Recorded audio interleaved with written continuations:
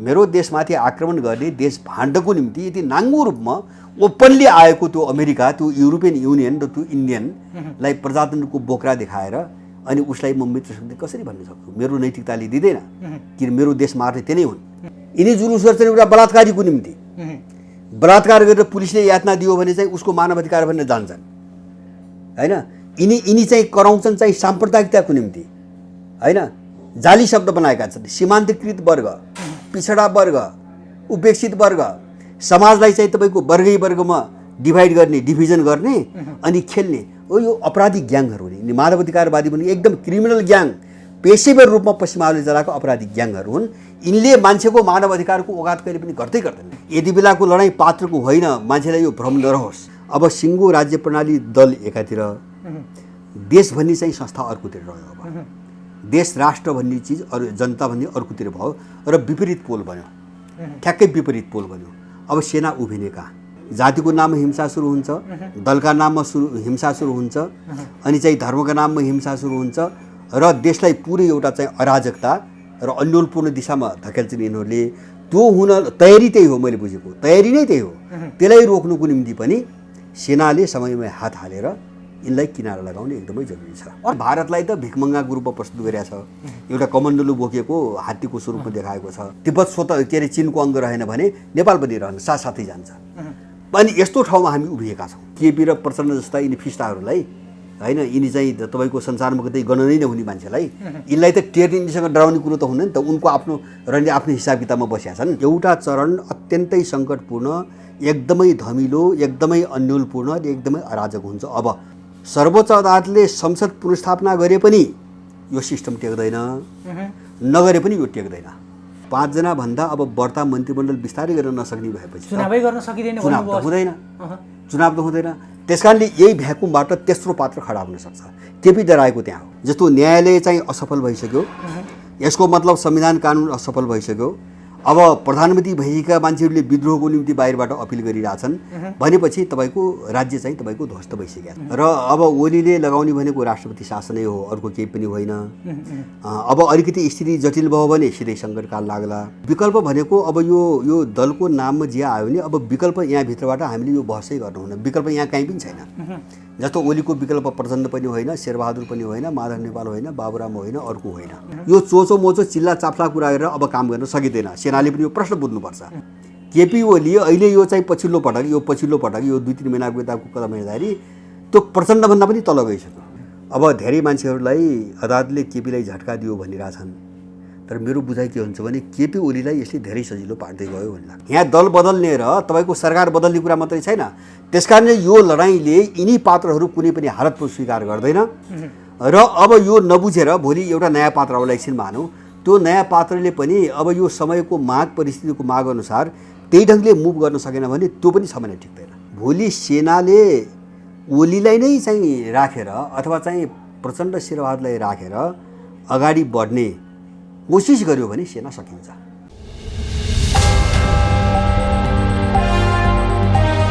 अब अहिले जसरी यो सर्वोच्चतिर सबैको आँखा छ नि, अब यो अहिले झट्ट देखिँदा त यही मुद्दा प्रमुख देखिन्छ नेपालको यो राजनीतिक निकासको सन्दर्भमा। तपाईँहरू त यसलाई अलिक वाइल्डली घेराबाट हेर्नुहुन्छ, यो खास त्यति ठुलो समस्या होइन भन्नुहुन्छ, यसको बहस गर्नु उचित छैन भन्नुहुन्छ। तर आम जनताले देखिने भाषामा त अब सर्वोच्च अदालतले संसद पुनर्स्थापना गर्छ अथवा विघटन गरेर निर्वाचनतर्फ जान्छ, नेपालको राजनीति यही वरिपरि छ भन्ने किसिमको जसरी विश्लेषण गरिरहेछन्। सर्वोच्च अदालतले यो संसद पुनर्स्थापना गर्यो भने चाहिँ के हुन्छ, विघटन गरेर निर्वाचनतर्फ गयो भने पनि के हुन्छ? यीमा खास होइन, यस्तो जस्तो यिनको महत्त्व नै छैन भने होइन। मैले यिनलाई हेरेर मूल्याङ्कन गर्नु हुँदैन। मैले कुन अर्थमा भनेको हुन्छ भने अब यो प्रक्रिया, यो सङ्कट चाहिँ कहाँ गएर टुङ्गिन्छ, यसको निष्कर्ष के निस्कन्छ, होइन, यसको अन्तिम बिन्दु कहाँ हुन्छ, अब त्यसलाई चाहिँ हेर्ने हो भने यिनको गतिविधि हेरेर त्यो बुझिँदैन। मैले भन्नु खोजेको निष्कर्ष र टुङ्गोलाई हेर्नको निम्ति धेरै बृहत् रूपमा हेर्नुपर्छ, विश्वव्यापी रूपमा हेर्नुपर्छ।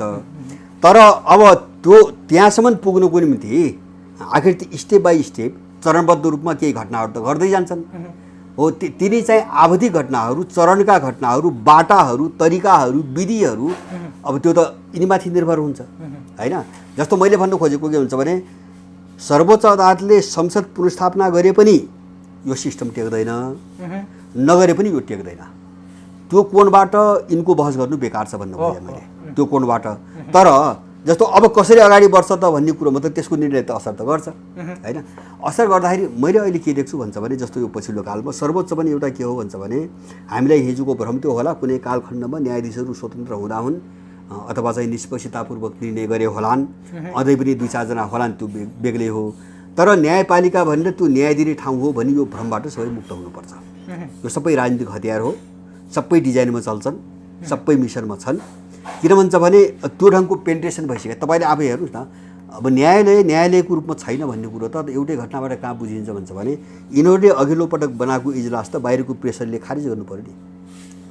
मैले त यिनले त विधिमा त काम त गर्दा बाहिरको प्रेस के अदालतभित्रको विद्रोह जे पनि भन्नुहोस् त्यो न्यायपालिका होइन, बाहिर वकिल लागे, दलहरू लागे, 2 जना व्यक्तिको नाममा चाहिँ आपत्ति भयो होइन, वकिलहरू बोले, कतिपय न्यायाधीशहरूले चाहिँ अब्जेक्सन गरे, अनि त्यो त बाहिरको प्रेस हो। माने न्यायालयभित्र कुनै विधि र त्यसबाट चल्ने अगाडि बढ्न सक्ने हालत त रहन्छ। प्रेसर त जता आए पनि त्यो पोलिटिकल प्रेसरबाट काम गर्नुपर्ने अवस्था रहेछ। न्यायालय त्यहाँ पुगिसकेको छ एउटा कुरा। अब त्यस कारणले गर्दाखेरि अब उसबाट मैले भने नि उसबाट चाहिँ के निर्णय हुन्छ भन्ने कुरा मैले त्यति महत्त्व किन दिन्न भन्छ भने जब यसले आफ्नो चाहिँ धरातल गुमाइसक्यो, न्यायको धरातल गुमाइसक्यो, अब ऊ कुनै दबाब र बाहिरी परिवेशबाट मात्रै निर्णय गर्ने हालतमा छ। किन भन्छ भने जस्तो पार्टीका कोटाबाट पठाइएका मान्छेहरू छन्, तिनले पार्टीकै निम्ति काम गर्ने हुन्। विदेशीको कोटाबाट मान्छे पठाइएका छन्, एनजिओको कोटाबाट न्यायाधीश बनाएका छन्, तिनले त्यसैको निम्ति काम गर्ने हुन्। त्यस कारणले न्यायपालिका न्याय दिने संस्था होइन अहिले मैले बुझेको। त्यस कारणले अब यसले के निर्णय गर्छ भन्ने कुरा के हो भन्छ भने अब 2टा चिज हुन्छ। एउटा चाहिँ जस्तो यो समग्र प्रक्रिया कुन डिजाइनमा अगाडि बढिरहेछ र न्यायपालिकाका मुख्य मान्छेहरू त्यहाँ कसरी संलग्न भएको छन् एउटा कुरो त्यसले निर्धारण गर्छ। दोस्रो मैले भने बाहिर चाहिँ जब्बर खालको चाहिँ तपाईँको एउटा दबाब प्रेसर कसको पर्छ। जस्तो अस्ति अघिल्लो पटक चोलेनले बनाएको इजलास त तपाईँको उनले अगाडि बढाउन सकेन नि होइन, उनलाई प्रेसर बाहिरबाट ठेक्न नसक्ने प्रेसर पर्यो, अर्को प्रेसर पर्यो। अब तर अहिले यो पछिल्लो स्थिति त्यस कारणले यिनीहरूले के निर्णय गर्छन् त्यो मोटामोटी हामीले अनुमान गर्न त सकिन्छ, गर्नुपर्छ होइन। तर ठ्याक्कै चाहिँ तपाईँको किन भन्छ भने यो आफ्नो जमिनमा नटेक्ने मान्छेहरू, त्यहाँबाट चिप्लिसकेका मान्छेहरूले के निर्णय गर्छन् भनेर ठ्याक्कै यकिन गरेर भन्न सकिन्न। तर अहिले यो पछिल्लो पटक 2-3टा जो निर्णय आछन्, जस्तो एउटा ढुङ्गा गिटी बालुवा निकासी गर्ने निर्णयको चाहिँ रोक्यो, नागरिकता ऐनको रोक्यो, मन्त्रीमण्डल विस्तार रोक्यो। अब धेरै मान्छेहरूलाई अदालतले केपीलाई झट्का दियो भनिरहेछन्, तर मेरो बुझाइ के हुन्छ भने केपी ओलीलाई यसले धेरै सजिलो पार्दै गयो भन्ने लाग्छ मलाई, मेरो बुझाइमा। अनि केपी ओलीलाई धेरै सजिलो पार्दै लगेको छ होइन। त्यो के अर्थमा छ भन्छ भने जस्तो न्यायालयको त्यो निर्णयले के भन्छ भने अव्यक्त भाषामा के भन्छ भने केपी ओलीको सरकार चुनावी सरकार हो होइन, चुनावी सरकारले अरू काम गर्न पाउँदैन भन्छ होइन। अब यसको मतलब के हुन्छ भने संसद विघटन गरेको ठिक हो भन्छ। त्यो सदर गर्यो। अब संसद विघटनलाई सदर गरेर नै उसले चाहिँ तपाईँको महत्त्वपूर्ण निर्णय गर्न पाउँदैन, तेरो काम चुनाव मात्रै हो भन्छ होइन। उसले त्यो चाहिँ आशयमा चाहिँ बोलिरहेछ, त्यो सङ्केत दिइरहेछ।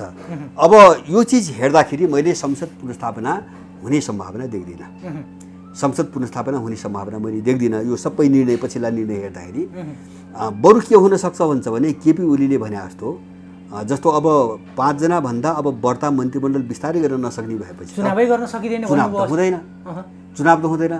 त्यस कारणले यही भ्याकुमबाट तेस्रो पात्र खडा हुन सक्छ। केपी डराएको त्यहाँ हो। जस्तो यो त खिल्लाज ल्याउने चाहिँ खालको निर्णय भयो भने उनी बोले नि हो, त्यो एक्ज्याक्टली त्यही हो। अब त्यो चाहिँ चोलेन्द्रै हुन्छ भन्नु मैले खोजेको होइन, अर्को कुनै पात्र पनि होला। तर केपी ओली अहिले आतङ्कित कहाँ भयो त भन्छ भने अब मलाई पनि काम गर्न संसद पुनर्स्थापना पनि नहुने, अर्को किताब त सक्यो। अब ओलीले पनि 5 जनाले काम गर्न नसक्ने, मन्त्रीमण्डल पनि विस्तार गर्न नसक्ने भएपछि त तपाईँको अब भ्याकुम खडा भयो नि, त एउटा ठुलो समस्या खडा भयो। त्यसको पूर्ति कसरी गर्ने भन्ने समस्या आउँछ। त्यहाँ अर्को तेस्रो पात्र खडा हुनसक्छ। केपी डराएको त्यहाँ हो। अब यो रणनीतिले के गर्यो भन्छ भने रणनीतिले सुन्नुहोस् है, अब एउटा यो गम्भीर खालको मोडमा गइरहेछ भनेर मैले बुझेको के हुन्छ भने मधेसवादी दल फोडिदियो, उनलाई सरकारमा बस्न पनि चाहिँ वातावरण बनेन, पार्टी त फुट्यो, हात लाग्यो के होइन, उनका हातमा लाग्यो के त्यही मन्त्री खानी लुट्टको निम्ति गरेका थिए होइन। अब मोदीको मिसनमा काम गरिरहेको थियो, त्यो मिसन पनि काम लागेन, नागरिकता पनि भएन। उनले देखाएर आएको त्यही नागरिकता हो। हामीले यति चाहिँ कानुन बनाउन लगायौँ भन्ने त्यही जस्टिफाई गरेर चाहिँ सरकारमा आएका हुन्। अब उनको पार्टी फुट्यो, उनले भनेको कुरा पनि भएन, तुइयो होइन। अब एमालेभित्र त्यही समस्या आयो। अब काङ्ग्रेसभित्र देखिराख्नु भएको छ 6-7 वटा चाहिँ सभापतिका उम्मेदवार भइरहेछन्। कसैले कुनै पनि हातमा फिर्ता नलिने सङ्कल्प खाइरहेछन्। रणनीति किन भन्छ भने रले आफ्नो मान्छे अब सबै मैले त बारम्बार के भनेको छु भन्दाखेरि जसरी यिनले देश असफल पार्न सिस्टम तोडे, इतिहास तोड्न खोजे, समाज तोड्न खोजे, भूगोल तोड्न खोजे र यो अपराधले यिनको पनि पिछा गर्छ। अन्तिममा गएर मैले धेरै पहिलेदेखि भन्दै आउँ यिनी पनि तोडिन्छन् र यिनी पनि तोडिए। फुटाउ र राजगरको होइन त्यही हो नि। अब नै यो रणनीतिबाट यिनी जोगिने कसरी होइन। जब समग्र चिज छिन्न भिन्न पार्टी रणनीतिको चाहिँ मतियार भएर आएपछि यिनी जोगिने कसरी भनेपछि काङ्ग्रेसभित्र के भन्छ रोको एउटा क्यान्डिडेट, अब सिआइएको एउटा क्यान्डिडेट, आरएसएसको अर्को क्यान्डिडेट होइन, अनि पश्चिमा मिसनको एउटा क्यान्डिडेट। अब हेर्दै जानुला। अब त्यसपछि अर्को चाहिँ तपाईँको एउटा चाहिँ अब एउटा कुनै समुदायलाई प्रतिनिधित्व गर्ने क्यान्डिडेट। यिनीहरूको बिचमा चाहिँ कुरो मिल्दै मिल्दैन। अब काङ्ग्रेसको बिचमा 4-5 वटा उम्मेदवार हुने नै भए। अब काङ्ग्रेस पनि शिकार भयो। अब राप्रपाभित्र कमल थापाको अब हेरिराख्नु भएको छ तपाईँले। यस्ता मान्छेसँग बस्नुभन्दा त बरु एक्लै सानो समूहमा निर्भीक भएर राम्रो काम एकदम गाह्रो हो भनिरहेछन्। उनी निस्किने तयारीमा छन्। उनी निस्केर केपी ओलीको सरकारमा जाने उनी तयारीमा छन् होइन। अब किन त्यो जुटान पनि अर्कैले गराइदिया हो होइन। अब न कुनै सिद्धान्तले जुट्या, न कुनै विचारले जुट्या, न चाहिँ अब हामी यसरी भविष्यमा जाउँला भने कुनै एजेन्डामा चाहिँ जुटेको सहमति भएको। यिनी विषयमा त छलफलै हुँदैनन् भनेपछि अब यो शिकार यिनी पनि भए होइन। र पछिल्लो कालमा अदालत यसको शिकार भएको त्यही हो। अदालत यसको शिकार भयो। यो खतरनाक चाहिँ बिन्दुमा आइसक्यो, देश खतरनाक बिन्दुमा आइसक्यो। र अब देशको शासन सम्हालेका मान्छेहरूले विद्रोहको निम्ति मान्छेलाई अपिल गर्नुपर्ने स्थितिमा देश आयो भने अब एउटा चाहिँ तपाईँको सेना छ होइन। घुसपैठबाट अछुतो छैन, तर सेनाको संस्थागत सिस्टम भङ्ग गर्न सकेका छैनन्। अहिले आम मान्छेहरूले एउटा आवाज पनि उठाइरहेछ। अब सेनाले यो सबै चिजलाई राम्रोसँग हेरिरहेको छु त अस्ति भने प्रधान सेनापतिजीले नि बोल्नुभयो।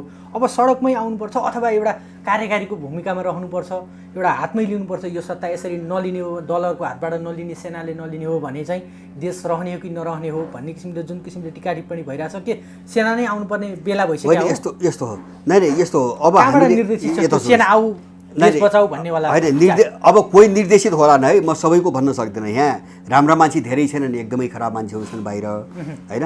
अब हामीले त समग्र देशको परिस्थिति हेरेर बोल्ने हो। जस्तो भाषा हेर्दाखेरि सेनाले चाहिँ लिनुपर्छ, सेना आउनुपर्छ भन्ने शब्द सबैको मिल्ला, धेरै मान्छेको मिल्ला, तर मनसाय फरक हुन्छ। जस्तो मेरो चाहिँ तपाईँको चिज के छ भने 2-3 चिजलाई मैले हेरेको छु यति बेला।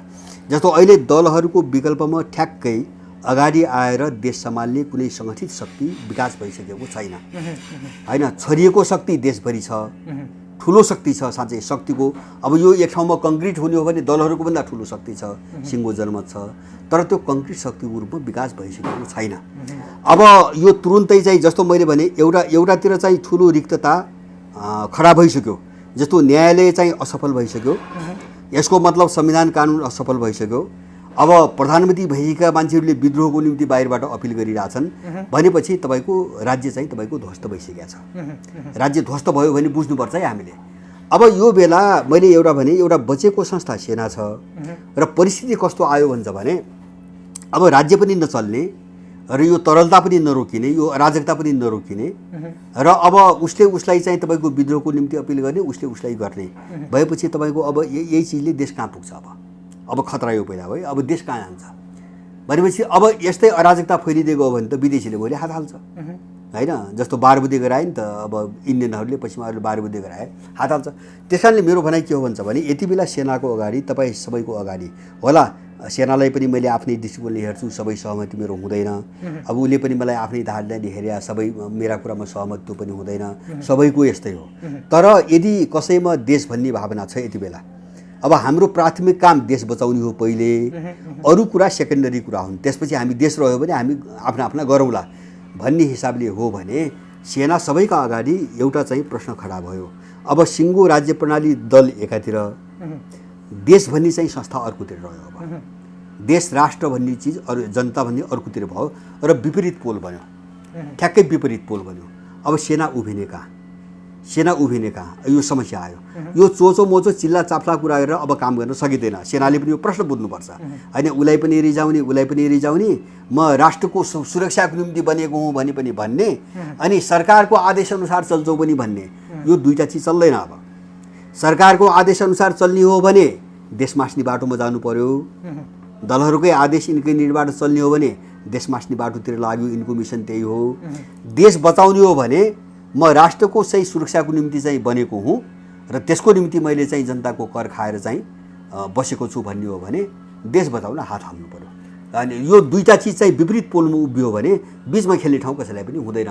त्यो प्रश्न आउ हुनाले मेरो भनाइ के हो भन्छ भने अब राजनीतिक पावरै शासनै गर्ने हिसाबले होइन, यो चिजलाई रोक्नुको निम्ति सेनाले हात हाल्नुपर्छ। मैले बुझेको अस्ति जसरी प्रधान सेनापतिज्यूले कुरा राख्नुभयो, व्यक्त गर्नुभयो, जेठ 23 गते थियो क्यारे सायद, यो नजिकबाट हेरिरहेछौँ नेपालको यो वर्तमान परिस्थितिलाई सेनाले नजिकबाट हेरिरहेछ, सूक्ष्म तरिकाले हेरिरहेछौँ भनेर भन्नुको अर्थ चाहिँ के हो? सेनाले कसरी बुझिरहेछ जस्तो लाग्छ तपाईँलाई? होइन, त्यो चाहिँ बाहिर दिएको सङ्केत हो भन्ने लाग्छ मलाई होइन, त्यो बाहिर दिएको सङ्केत हो। जस्तो तपाईँको अब सेनाले जस्तो पत्रकार सम्मेलनै गरेर त्यस्तो किन भन्यो त भन्छ भने जस्तो उसले त भित्र नबुझ्ने कुरा भएन। सबभन्दा बढी बुझ्ने संस्थाहरूमा सबभन्दा बढी बुझ्ने र मिहिन ढङ्गले बुझ्ने त्यही संस्था हो। अब देश चाहिँ चल्ने हालतमा छैन उनलाई थाहा छ र एक ठाउँमा गएर दुर्घटनामा पर्छ त्यो पनि उनले बुझेका छन्। त्यस कारणले अब त्यो पनि बुझेका छन् र अर्को के पनि बुझेका छन् भन्छ भने कसका पछाडि कुन विदेशी शक्ति लागेर चाहिँ वितन्ना मचाइरहेको छ त्यो त उनलाई थाहा नहुने कुरो भएन। त अब यो पर्दा पछाडि जुन खेल भइरहेछ नि विभिन्न पात्रहरूलाई प्रयोग गरेको र यसलाई दिएको चेतावनी जस्तो बुझ्छु मैले होइन। यस्तो स्थिति आयो भने हामी चाहिँ हात हाल्छौँ भनेर उसलाई दिएको चेतावनी जस्तो लाग्छ मलाई। र चेतावनी मात्र होइन, त्यो चाहिँ अब परि आयो भने हामी अगाडि आउनुपर्ने स्थिति चाहिँ अब देखिन थाल्यो भनेर त्यो स्वीकार गरेरै ऊ बोले जस्तो लाग्छु मैले। र अब त्यो कोणबाट हो भने त्यो यथार्थ बुझाइ हो। अब सेनाले चाहिँ तपाईँको हात हाल्नुपर्छ। कमसेकम पनि यो जो अहिलेको चाहिँ जो एउटा गिरोह छ नि, यो राज्य प्रणालीदेखि लिएर यो दलको नामको गिरोह, यसलाई नियन्त्रण गरेर देश जोगाउनको निम्ति र एउटा चाहिँ अलिकति एउटा चाहिँ देश निर्माण गर्न सक्ने खालको एउटा टिम, त्यस्तो चाहिँ व्यक्तिहरूको नेतृत्वमा सरकार अगाडि बढाउने वातावरण सृजना गर्नुको निम्ति उसले हात हाल्नुपर्छ भन्ने चाहिँ मलाई लाग्छ है। नत्र भने उसले हात हालेन भने अर्को खतरा पैदा के हुन्छ भने युद्ध हुन्छ होइन। यहाँ चाहिँ मुठभेड सुरु हुन्छ होइन, उसले हात हालेन भने यहाँ मुठभेड सुरु हुन्छ होइन। अनि के हुन्छ, जातिको नाममा हिंसा सुरु हुन्छ, दलका नाममा हिंसा सुरु हुन्छ, अनि चाहिँ धर्मका नाममा हिंसा सुरु हुन्छ र देशलाई पुरै एउटा चाहिँ अराजकता र अन्योलपूर्ण दिशामा धकेल्छन् यिनीहरूले। त्यो हुन तयारी त्यही हो, मैले बुझेको तयारी नै त्यही हो। त्यसलाई रोक्नुको निम्ति पनि सेनाले समयमा हात हालेर यिनलाई किनारा लगाउने एकदमै जरुरी छ। अर्कोतर्फ कहीँ अब गाई प्रधानमन्त्री केपी शर्मा ओली जुन किसिमले बसिरहनु भएको छ प्रधानमन्त्रीमा, अहिले जसरी उहाँलाई एकपछि अर्को कार्यपालिका अथवा जुन किसिमले घेराबन्दी भइरहेछ, यहाँका दलहरूले जसरी घेराबन्दी गरिरहेछन्, अब प्रधानमन्त्रीसँग विकल्प पनि राष्ट्रपति मार्फत सेना ल्याएर अब यो आफ्नो शासन सत्तालाई चाहिँ लम्बाइरहने एउटा चाहना हुनसक्छ। प्रधानमन्त्रीले यो सजिलैसँग सत्ता छोड्नेवाला छैन भनेर टिका टिप्पणी पनि कता कता सुनिन्छ। त्यो सम्भावना कस्तो देख्नुहुन्छ? प्रधानमन्त्रीले राष्ट्रपति मार्फत यो सेनालाई फेरि ल्याएर प्रयोग गर्ने सम्भावना कस्तो देख्नुहुन्छ? होइन, केपीको कदम नै त्यही हो। त्यो प्रयास मात्रै होइन, केपीको चाहिँ आफ्नो बचाउको निम्ति उनले चालेको कदम त्यही हो। जस्तो उनले जस्तो भन्नुहोस् न, अब सहज ढङ्गले मलाई खान दिन्न, मेरो राजनीति चल्दैन भन्ने त उनले प्रश्न बुझेका छन्। त्यस कारणले उनको विकल्प पनि छैन र अब ओलीले लगाउने भनेको राष्ट्रपति शासनै हो, अर्को केही पनि होइन। अब अलिकति स्थिति जटिल भयो भने सिधै सङ्कटकाल लाग्ला होइन। एउटा प्रक्रियामा जाने हो भने राष्ट्रपति जस्तो एकछिन भनौँ न, संसदको पुनर्स्थापना तपाईँको भएन भने त राष्ट्रपति शासन मध्य दिशामा त गयो। अब त अगाडि खेल्ने त ठाउँै रहँदैन होइन। 5 जना चाहिँ मान्छेले चुनाव त अब गराउनु सम्भव त हुँदैन राष्ट्रपति। तर त्यो उनको त्यो स्टेपका पछाडिको एउटा उनको सपना के हो भन्छ भने राष्ट्रपति शासन लगाउने। अब त्यसपछि अब विद्याको चाहिँ तपाईँको बाहिर देखिने चाहिँ सक्कलमा चाहिँ अब सेनाको हातमा अलिकति पावर जान्छ अनि चाहिँ तपाईँको आफूले प्रधानमन्त्री चलाएर खाने भन्ने होला ओलीको होइन। उनको रणनीति त्यही हो, कम्बोडियाको हुनसेन पथमा जाँदै हुन्छ भन्छ। तर मैले अघि नै पनि भने नि, यिनी पात्रहरू कुनै पनि हालतमा स्वीकार्य हुन्नन् र भोलि एकछिन मानुस हुन त यो काल्पनिक कुरा हो एउटा। भोलि सेनाले ओलीलाई नै चाहिँ राखेर अथवा चाहिँ प्रचण्ड शेरबहादुरलाई राखेर अगाडि बढ्ने कोसिस गर्यो भने सेना सकिन्छ होइन। परिस्थिति त्यति विस्फोटक छ, मैले भन्न खोजेको अन्तर्विरोध त्यति उग्र छ होइन। जस्तो चाहिँ आम मान्छेहरू र चाहिँ राज्य अथवा दलहरूका बिचको अन्तर्विरोध त्यति उग्र छ। अब परिस्थितिले त्यो अनुमति दिँदैन होइन। मैले पहिले पनि भने जस्तो अहिले अमेरिकनलाई पनि खुसी पारेर, युरोपियनलाई पनि खुसी पारेर, इन्डियनलाई पनि खुसी पारेर, चाइनिज रसियनलाई पनि खुसी पारेर काम गर्न सक्ने कुनै पनि एजेन्डा नेपालमा बन्दैन, छैन। नेपालको भूराजनीति त्यही हो। यिनी शक्तिहरू एकले अर्कालाई निषेध गर्ने खेल नेपालमा सुरु भएको छ, त्यसैले सङ्कट आयो भने यिनी सबैलाई रिझाएर चाहिँ सत्ता चलाउने, शासन चलाउने एकदम बिल्कुल। अब देशभित्र पनि किता क्लियर। जस्तो अब राज्य सञ्चालनमा पात्रहरू कस्तो पात्र खोज्दै गरे त्यो भिजनसहितको देश बनाउने कमसेकम 5 वर्षभित्र म देशलाई यो ठाउँमा लान्छु भन्ने त मान्छे त चाहियो नि होइन। त्यस्तो मान्छे छैन। मूल्यसहितको लडाइँबाट आएको, मूल्यबाट अगाडि बढ्ने मान्छे चाहिँ भएन त्यो 6 महिना टिक्दैन। किनभने मान्छेले त ल 2 महिना 3 महिना पो पर्खिन्छ त होइन। जस्तो केपी ओली हाई भएको होइन, केपी ओली हाई राष्ट्रवादी भएको होइन। कहाँ पुग्यो केपी ओली? केपी ओली अहिले यो चाहिँ पछिल्लो पटक यो 2-3 महिनाको यताको कदम हेर्दाखेरि त्यो प्रचण्डभन्दा पनि तल गइसक्यो। इन्डियन घोडाको रूपमा, एउटा कुख्यात इन्डियन घोडाको रूपमा त्यो पुष्पकमलभन्दा पनि तल गइसक्यो बदनामीमा। भनेपछि यो हुन त केही महिना पनि त लागेन। माने त्यो त्यसो किन भइरहेको हुन्छ भने मान्छेको मनोविज्ञान, जो मनोविज्ञान यो साइकोलोजी छ नि, यो एकदमै फ्रस्ट्रेट छ, चरम बिन्दुमा पुगिसकेको छ। त्यस कारणले मान्छेलाई थामथुम पार्ने त के हो भन्छ भने जब परिस्थिति नर्मल हुन्छ, सामान्य अवस्थामा हुन्छ, माने जग चाहिँ मोटामोटी चाहिँ काम गर्न सक्ने हालतमा हुन्छ, अनि त्यसको माथि आएका समस्याहरूलाई पो सुधार भन्ने, टालटुल पार्ने, यता गर्ने उता गर्ने चाहिँ ठेक्न सकिने कुरा हो। जस्तो पञ्चायतलाई 57 सालमा के अरे 37 सालमा चाहिँ सुधार गरे, सुधारिएको पञ्चायत भनेर चाहिँ चल्यो, 10 वर्ष चल्यो होइन। तर त्यो होइन अहिले परिस्थिति। थामथुम पारेर कुनै एक ठाउँमा कहाँ सुधार हुन्छ? अघि तपाईँले भने जस्तो अब नेपाल चाहिँ यो किता क्लियरको उसमा चाहिँ उभिरहेछ, सङ्कटमा उभिरहेछ। अब नेपालले कुन चाहिँ किता लाइन लिने, विश्वमा उदाउँदै गरेको शक्तिको किता लिने कि विश्व भोलिबाटै विस्थापन हुँदै गरेको त्यसको किता लिने भनेर बेला आयो भनेर भन्नुभयो। अब अहिले त नेपाल त फेरि उही पुरानै चक्रमा जस्तो फस्या जस्तो देखिन्छ नि। जस्तो प्रधानमन्त्री केपी शर्मालाई अहिले तपाईँले पनि भन्नुभयो, जसरी जुन कितामा उभिरहनु भएको छ प्रधानमन्त्री केपी शर्माले, भारतको जसरी आड भरोसा छ भनेर भनिन्छ, त्यो किताब पनि खासमा अब त्यति राम्रो त देखिरहेको छैन, शक्तिशाली देखिरहेको छैन। अब त्यसको विकल्प चाहिँ के छ हामी कहाँ? अब यति बेला होइन जोड्ने थिएँ तपाईँलाई। मैले बुझेँ। मैले विकल्प भनेको अब यो दलको नाममा जे आयो नि, अब विकल्प यहाँभित्रबाट हामीले यो बहसै गर्नु हुन्न। विकल्प यहाँ कहीँ पनि छैन। जस्तो ओलीको विकल्प प्रचण्ड पनि होइन, शेरबहादुर पनि होइन, माधव नेपाल होइन, बाबुराम होइन, अर्को होइन। मैले त्यही भएर मैले भने नि तपाईँको विश्व नै एउटा डरलाग्दो सङ्कटमा पसिसक्यो, नेपालको पनि त्यही हो कुरा होइन। त्यस कारणले मैले बारम्बार भनेको छु एउटा चरण अत्यन्तै सङ्कटपूर्ण, एकदमै धमिलो, एकदमै अन्यलपूर्ण, एकदमै अराजक हुन्छ अब। किन यो सबै ढल्ने बेला, मैले सुरु भने मान्छे मर्ने बेला सम्पूर्ण शरीर तान्छ भन्छन् नि होइन। अब यिनीहरूको पनि आफ्नो बचाउको निम्ति सम्पूर्ण शक्ति लगाउँछन्।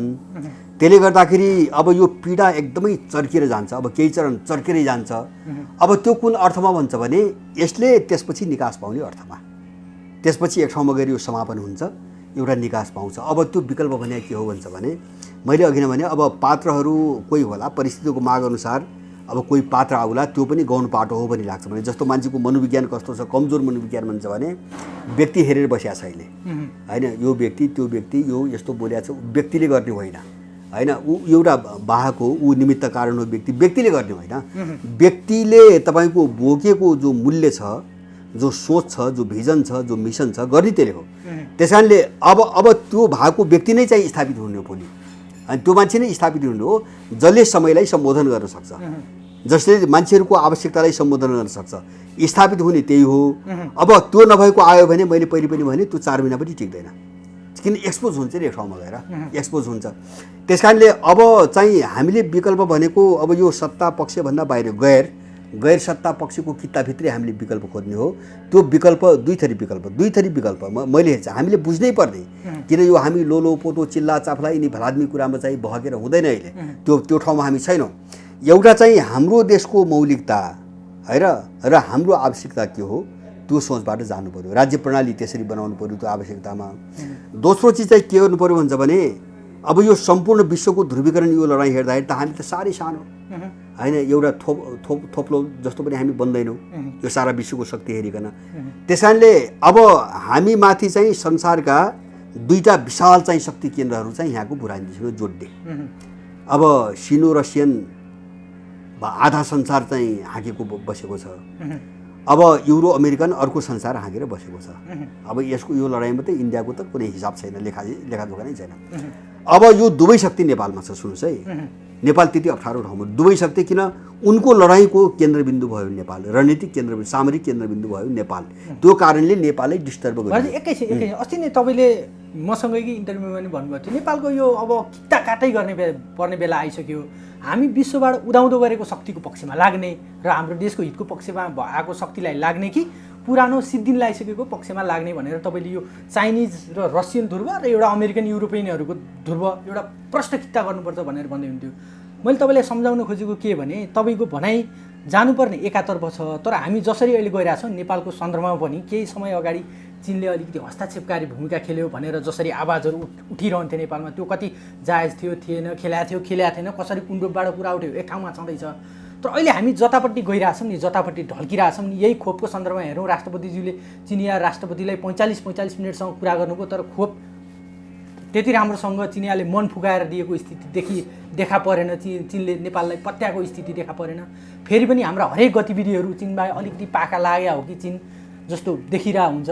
हामी जानुपर्ने दिशातिर एकातर्फ छ तपाईँले भनेको, हामी गइरहेछौँ त अर्को दिशातर्फ। यसलाई चाहिँ कसरी हेरिरहनु भएको छ? चीनको भूमिका चाहिँ यति बेला नेपालको सन्दर्भमा के छ? मैले भने नि यो विरोधाभास यहाँ देखिया छ। जस्तो मैले दुईवटा कुरा स्पष्ट भन्न चाहन्छु है, जस्तो तपाईँ संलग्नताको कुरा गर्नुभयो नि, अब अमेरिकन युरोपियन इन्डियनको विरोध गर्ने भनेको त्यो चाहिँ चीन रसियनहरूको चाहिँ दलाल हुने भनेको होइन। यो गलत बाटोमा चाहिँ हामीले सोचै बनाउनु हुँदैन, हामी कसैको दलाल हुनु हुँदैन।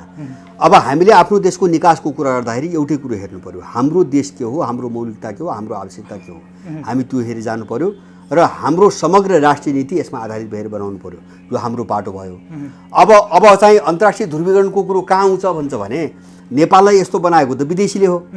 जस्तो तिब्बत विभाजन गर्नुको निम्ति अमेरिकन युरोपियन र इन्डियनहरूको चाहिँ तपाईँको एउटा रणनीतिमा नेपाल यस्तो भयो भनेपछि उनीहरू हाम्रो निम्ति आक्रमणकारी शक्ति हुन्।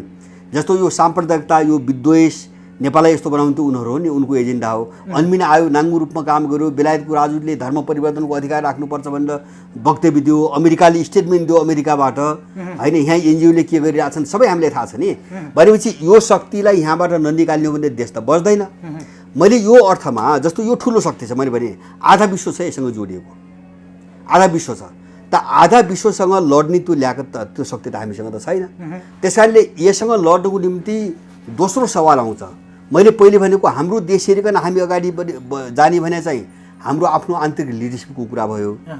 अब दोस्रो चिज के आयो भन्छ भने हामी लड्नुपर्ने जो खराब शक्तिहरू छन् नि उनका विरुद्धमा बनाउने मोर्चाको कुरा आयो, होइन। मैले मोर्चाको सन्दर्भमा कुरा गर्दाखेरि हामी चिनिया र रसियन जो चाहिँ ध्रुवीकृत भइरहेछ नि, हामी त्यससँग अलि राम्रो सम्बन्ध लिएर सहयोग लिएनौँ भने हामी यिनीसँग मात्रै लड्न सक्दैनौँ। यो काल्पनिक कुरा हो, हाम्रो बाध्यता हो, होइन। कि त यिनीहरू निस्केर जानु पर्यो, हामीलाई यिनीसँग लड्नु छैन, कसैलाई बोक्नु पनि छैन। जस्तो अमेरिकन इन्डियन युरोपियनले आफ्नो मर्यादामा बस्छन् भने हामीलाई किन अर्को देश बोक्नु पर्यो, हामीले त्यो गर्ने चाहना पनि छैन। तर उनले यो गर्दासम्म त हामी त छोड्दैनौँ। त्यस कारणले अहिले यो लडाइँलाई टुङ्गोमा पुर्याउनुको निम्ति चीन रुस सहितको जो एउटा विश्व अगाडि बढिरहेछ नि, अब त्योसँग कोअपरेसन, त्योसँग सहयोग र त्योसँग चाहिँ सम्बन्ध बलियो बनाउनु बाहेक हामीसँग अर्को विकल्प छैन। जस्तो मैले बारम्बार मेरो आफ्नो विचारमा, मेरो आफ्नो थटमा, हामीले बनाएका पार्टीहरूको घोषणापत्रमा हामीले एउटा चिज के राखेका छौँ हुन्छ भने तिब्बत चीनको अभिन्न अङ्ग हो भन्ने कुरा। त्यो चीनको चाहिँ सार्वभौमताको कुरो मात्रै होइन, त्यो त उसको कुरा भयो। तिब्बत चीनको अभिन्न अङ्ग हो भन्ने कुरा हाम्रो राष्ट्रियताको परिस्थितिजन्य तत्त्व हो, कन्डिसनल फ्याक्टर हो। हामीले त्यसरी बुझ्नुपर्छ भन्ने मैले भन्छु। मैले किन भन्छु भन्छ भने जस्तो इन्डियाले 4 पटक नागाबन्दी लगायो। एकछिन कल्पना गर्नुहोस्, उत्तरतिर पनि इन्डियनहरूको चाहिँ तिब्बत इन्डियनको हातमा भएको भए नेपाल कहाँ हुन्थ्यो? अथवा उनको डोमिनेसनमा पश्चिमा र इन्डियनहरूको नियन्त्रणमा तिब्बत भएको छुट्टै देश भइदिएको भए नेपाल कहाँ जान्थ्यो? नेपाल त इन्डियाले त उहिले लिन्थ्यो, हामी त चारतिरबाट थुनिन्थ्यो। नेपाल बचेकै चाहिँ तपाईँको चीनको सिमानासँग जोडिएर हो, नेपाल जोगिएकै त्यति कारणले हो। त्यस कारणले गर्दाखेरि यो जसरी पनि मैले भने नि तिब्बत चाहिँ चिनको अङ्ग हो र तिब्बत विरोधी गतिविधिलाई यहाँ कुनै पनि हालतमा चाहिँ छुट दिनु हुन्न भने मैले जोड दिने अर्को पाटो के हुन्छ भने त्यो मेरो देशको जीवनसँग जोडिएको पाटो हो। तिब्बत स्वतः के अरे चिनको अङ्ग रहेन भने नेपाल पनि रहन साथसाथै जान्छ। अनि यस्तो ठाउँमा हामी उभिएका छौँ।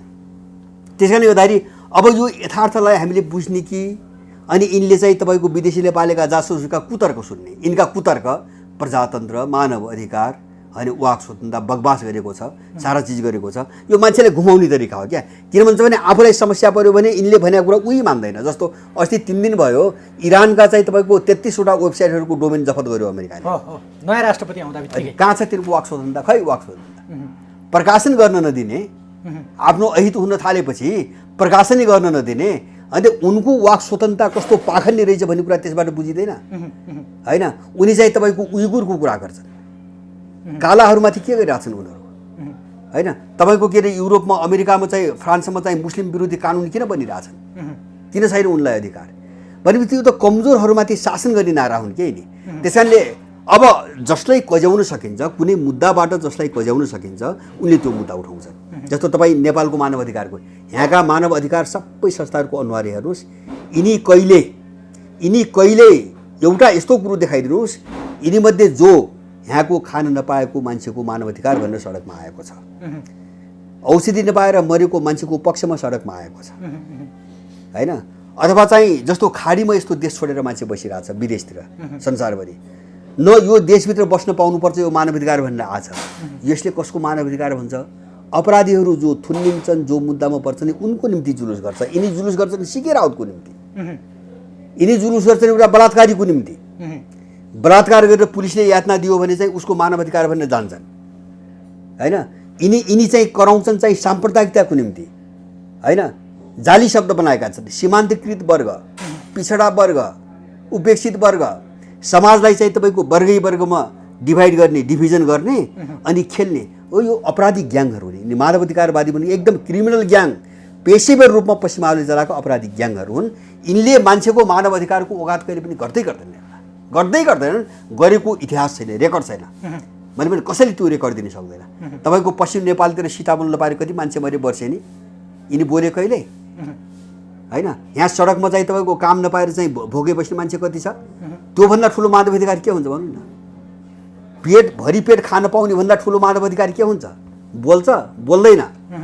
उपचार गर्न पाइरहेको छैन मान्छे होइन। निजी अस्पतालहरूले चाहिँ तपाईँको एउटा मान्छेको चाहिँ तपाईँको 15-20 लाख 30 लाख मान्छे अलिकति ठुलो रोग लाग्यो भने बाँच्नै नसकिने भएको मान्छेको बाँच्ने अधिकार होइन। तिनी बोल्छ किन? सबै त्यही अपराधी ग्याङभित्रको मान्छे हुन् तिनी हो। यस्ता चिजमा हामी बग्ने होइन मैले भन्न खोजेँ। त्यस कारणले हामीले बस कोसँग चाहिँ एलायन्स गर्ने, कोसँग नजिक हुने, कोसँग लड्ने होइन, हामी कतातिर जाने भन्ने कुरा हामीलाई हेरेर बोल्नु पऱ्यो क्या यति बेला होइन। म कसरी भन्न सक्छु भने मेरो देशमाथि आक्रमण गर्ने, देश भाण्डको निम्ति यति नाङ्गो रूपमा ओपनली आएको त्यो अमेरिका, त्यो युरोपियन युनियन र त्यो इन्डियनलाई प्रजातन्त्रको बोक्रा देखाएर अनि उसलाई म मित्र शक्ति कसरी भन्न सक्छु? मेरो नैतिकताले दिँदैन किन मेरो देश मार्ने त्यही नै हुन्, त्यो कोसिस गर्ने उनै हुन्। अब अहिले मैले अघि जोड्न खोजेको चीन यति बेला नेपालको राजनीतिक अथवा नेपालको मामिलाबाट चीन निकै टाढा भयो। मैले भने होइन यस्तो टाढा हुँदैन। किन भन्छ भने अब नेपाल त कस्तो मैले बुझेँ जस्तो नेपालको भू राजनीति के हो भन्छ भने चीन टाढा भयो, रुस टाढा भयो भन्छ भने चीन टाढा हुने भनेको तिब्बत गुमाउने हो। नेपालको भू राजनीतिबाट चीन टाढा हुने भनेको तिब्बत गुमाउने कुरा हो सिधा होइन। अब त्यो त उनले सोच्ने कुरा पनि होइन। तर अब तपाईँले भने जस्तो बिचमा के हुन्छ भने उनीहरूलाई के थाहा भन्छ भने जो अहिले चाहिँ अब जो सिस्टम छ यसको वरिपरि जो दल छन् यिनी मान्छे त सबै अर्का मान्छे हुन्। त्यो त उनले नबुझ्ने कुरा भएन। तपाईँ हामीले त सबै बुझिसक्यौँ भने उनले त नबुझ्ने कुरा हुँदैनन्। सबै सिआइएका मान्छे छन्, रका मान्छे छन्, युका मान्छे छन्, मिसनरीका मान्छेहरू छन्, अनि नेपालको मान्छे त मान्छे छैन यहाँ। त्यसैले दुईवटा समस्या, एउटा चिज चाहिँ उनीहरूलाई प्रयोग गरेर जस्तो अहिले अर्को उनको विकल्प नबने अवस्थामा उनीलाई प्रयोग गरेर अलिकति आफ्नो पक्षमा चाहिँ एउटा शक्ति सन्तुलन कसरी बनाइराख्ने एउटा उनको समस्या त्यो हो। त्यसको निम्ति यिनीहरूसँग सहकारी पनि गर्नु परेको छ। मैले दोस्रो पाटो भने यिनी त मान्छे हुनु अरूका फेरि होइन, त्यही चीनका विरुद्धमा एउटा मिसनमा उतारिएका मान्छेहरू हुन्, उठाइएका मान्छेहरू हुन्।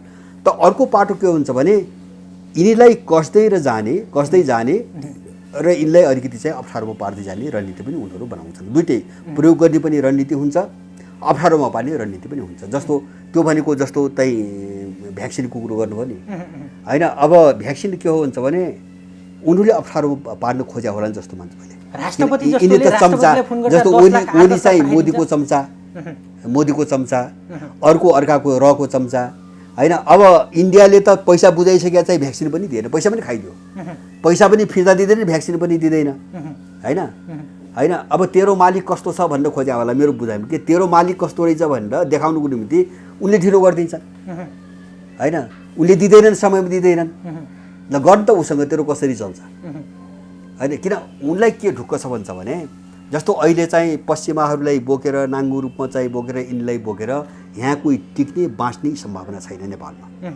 त्यो त उनले बुझाएको छ नि कमी। जस्तो G7लाई एउटा सानो सर्कल भनेर उडाएर लौ गरिहेर नि त तिम्रो BW3ले कसरी गरिहेर नि त भनेर चुनौती दिने मान्छेले अनि केपी र प्रचण्ड जस्ता यिनी फिस्टाहरूलाई होइन, यिनी चाहिँ तपाईँको संसारमा कतै गणनै नहुने मान्छेलाई यिनलाई त टेर्ने, यिनीसँग डराउने कुरो त हुँदैन नि त। उनको आफ्नो रणले आफ्नो हिसाब किताबमा बसेका छन्।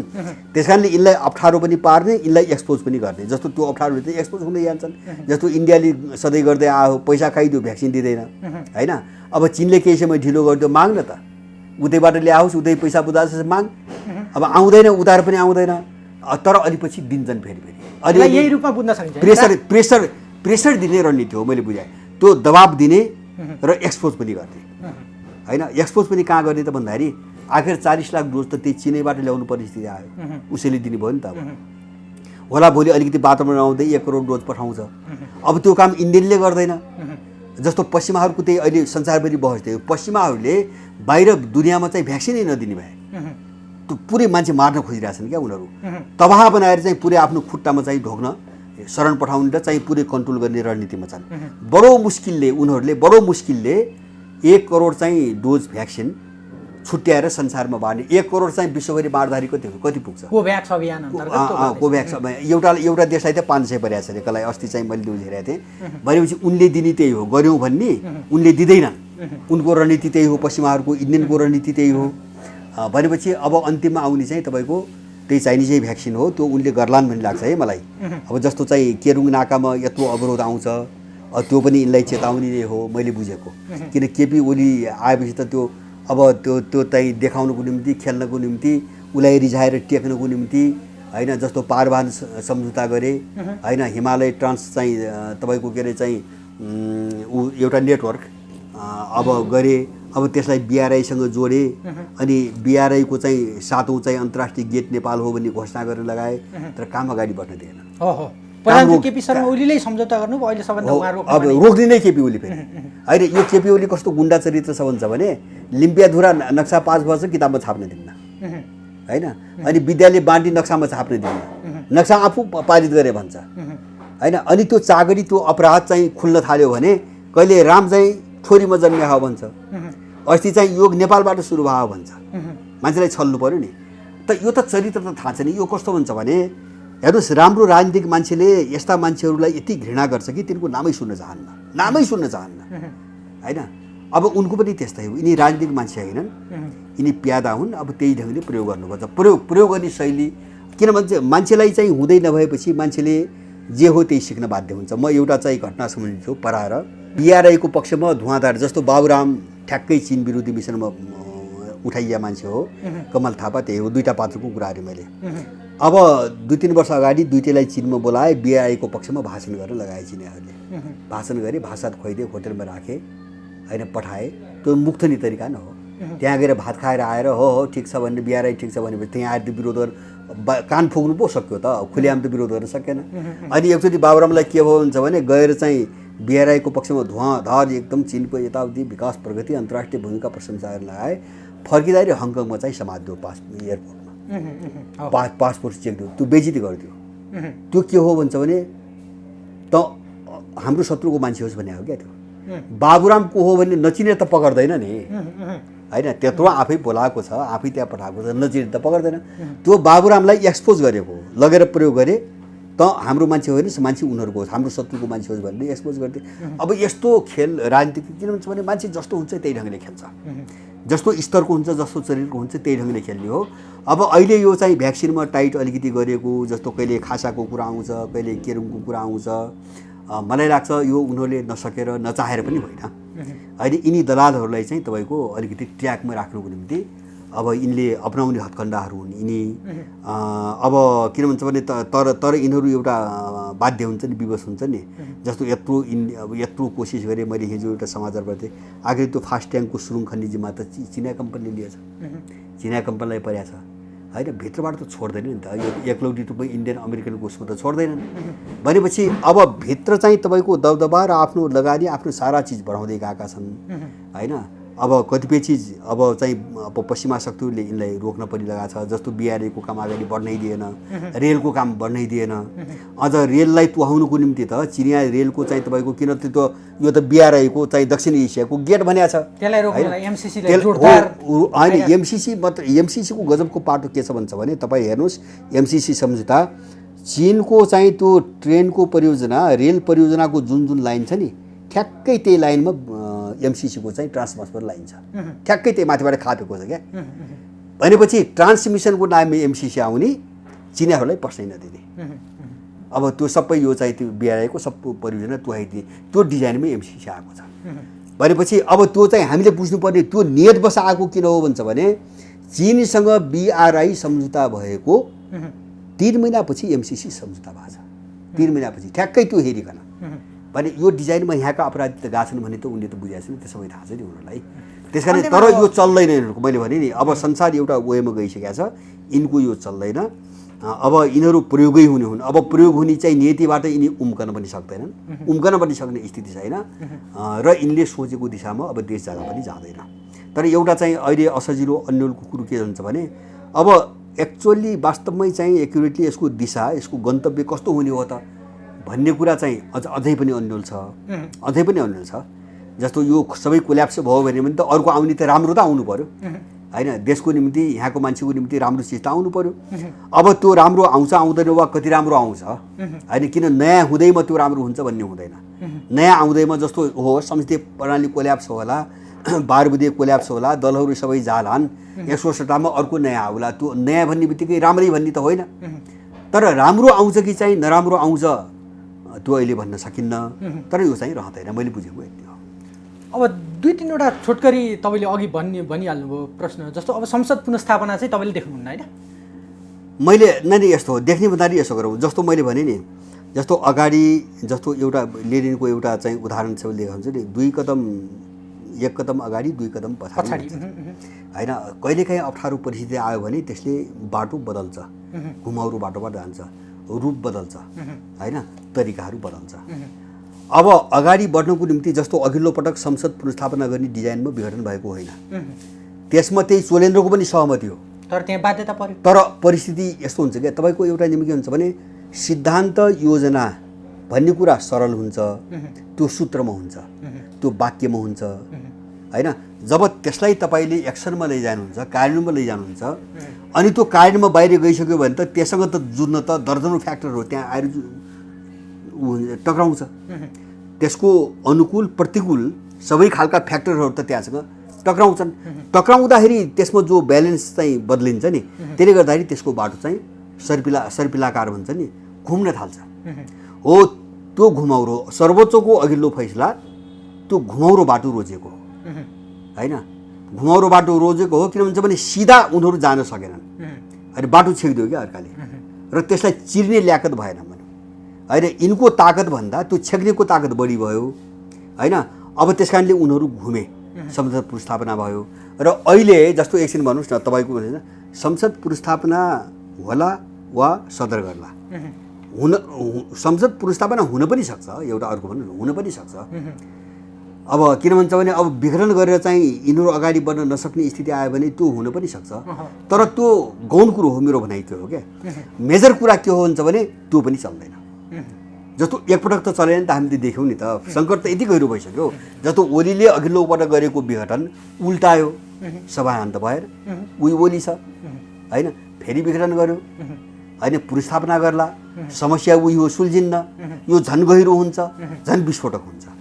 तर पुनर्स्थापना हुने सम्भावना मैले एकदम कम देख्छु मेरो तर्फबाट। छोटो छोटो 2-3 वटा छोटो छोटो प्रश्न। अब सेनाको कुरा पनि अगाडि गऱ्यौँ। सेना यति बेला आफ्नो शक्ति बाहिर ल्याएर आउने सम्भावना कति देख्नुहुन्छ? होइन, सेना शक्ति ल्याएर बाहिर आउँदैन होइन।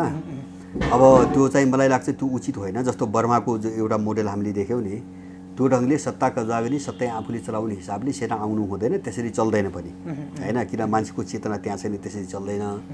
तर उसले पावर चाहिँ अहिले चाहिँ राज्यको पावर कन्ट्रोल कुन तरिकाले गर्नुपर्छ भन्छ भने, जस्तो भन्नुहोस् न, जस्तो सङ्करकालको एउटा माध्यम हो, राष्ट्रपति शासन अर्को माध्यम हो। त्यो त यिनले थ्याउन नसकेपछि आफै लगाउने कुरा आयो होइन। त्यो हामीले भनिदिएर त्यो सम्भावना चाहिँ त्यो भयो भने तपाईँको पावर त सेनाको हातमा गयो नि त। पावर गयो, पावर गइसकेपछि देशलाई अब भाँड भैलोमा जान नदिनुको निम्ति त्यो पावरलाई प्रयोग गरेर निकासको दिशामा अर्को एउटा चाहिँ सिभिलियन सरकार बनेर चाहिँ देश अगाडि बढोस् भन्ने सोचमा उसले काम गर्नु पर्यो। हामीले 2-4 वर्ष 5-7 वर्ष चुनावको कुरा गर्न हुँदैन। मेरो स्पष्ट छ, यदि देश बनाउने हो भने होइन। चुनाव भने भाँड भैलो हो, त्यो नेपालमा चल्दैन। एउटा ट्र्याकमा ल्याएर खुट्टामा देशलाई उभ्याएर मात्रै हामी चाहिँ अरू कुरामा जान सक्छौँ होइन। हाम्रो चाहिँ देश यस्तो हालतमा भन्नु न, तपाईँको वर्षको बजेटभन्दा चाहिँ तपाईँको बढी व्यापार घाटा भइसक्यो। वो अस्ति मैले चाहिँ ओलीको पालामा 11 महिनामा झन्डै चाहिँ तपाईँको 10 अरब 11-12 अरबभन्दा बढी भइसक्यो व्यापार घाटा 11 महिना बिचमा, 1 वर्षमा। भनेपछि यसरी बढिरहेछ भनेपछि त भोलि त हामीले देशै विदेशलाई बुझाउनु पर्ने स्थिति आयो क्या। पैसाको निम्ति लौ देश तिमीले चलाऊ, हामीले पैसा देऊ, तलब खाने पैसा देऊ भन्नुपर्ने स्थिति आयो देशलाई होइन। यसलाई रोक्नुको निम्ति हामीले काम गर्नु छ यति बेला। त्यसको निम्ति हामीलाई कुनै तन्त्र मन्त्रको कुरा छैन। नेपाललाई स्थिर बनाएर नेपाललाई आर्थिक रूपमा खुट्टामा उभ्याउने र राजनीतिक रूपमा नेपाललाई स्वाधीन बनाउने एउटा बिन्दुमा पुर्याइसकेपछि मात्रै बाँकी हामीले कुरा गर्ने हो। नेपाल अहिले गर्ने बित्तिकै हामी यो दलीय अराजकताको उसमा गयौँ भने देश उस्तै रहन्छ। किन भन्छ भने हेर्नुहोस्, दलीयता एउटा त चाहिँ यो संसदीय प्रणाली त अभिशापै भयो हाम्रो निम्ति। दोस्रो कुरो, कुनै पनि सिस्टम के हुन्छ भन्छ भने त्यसले टेक्ने जरो हुनु पऱ्यो क्या, त्यो सामाजिक जग हुनु पऱ्यो होइन। अब दलको नेतृत्व गर्ने सबै बुझेको चेतना भएको मान्छेको हकीकत यो छ, अनि त्यो ग्रासरुटको मान्छेको चेतना कस्तो होला। यो समाजमा चाहिँ त्यस्तो चिज चल्दैन होइन। समाजलाई अनुशासित गर्नुपर्ने खाँचो आयो। मान्छेलाई यस्तो चाहिँ अराजक बनाइसके उनीहरूले मान्छेलाई कि मान्छेले आफ्नो स्वार्थभन्दा केही पनि हेर्दैन कुनै पनि मान्छेले। मान्छे त्यहाँ पुगिसक्यो अहिले अधिकांश। त्यस कारणले त्यसलाई अनुशासनमा राख्ने, ट्र्याकमा राख्ने, एउटा कर्तव्य चाहिँ के अरे कर्तव्यवान बनाउने, निष्ठावान बनाउने, देश समाज र आम चाहिँ तपाईँको नेपाली भन्ने भावना जगाउने र उसलाई देश उन्नतिको बाटोमा कसरी चाहिँ प्रयोग गर्ने भन्ने दिशातिर नसोचेर अहिले हामी चाहिँ दल खोल्ने, भोट थाप्ने, बागस थाप्ने अनि पक्ष प्रतिपक्ष उही बाटोमा गयौँ भने त्यसले कुनै पनि काम गर्दैन, अर्थ हुँदैन। हामीले यसलाई सिरियसली ध्यान दिनुपर्छ। हस्, धेरै धन्यवाद यो अमूल्य समय हाम्रो लागि दिनुभयो। धेरै धेरै धन्यवाद। हजुर, धन्यवाद यहाँलाई।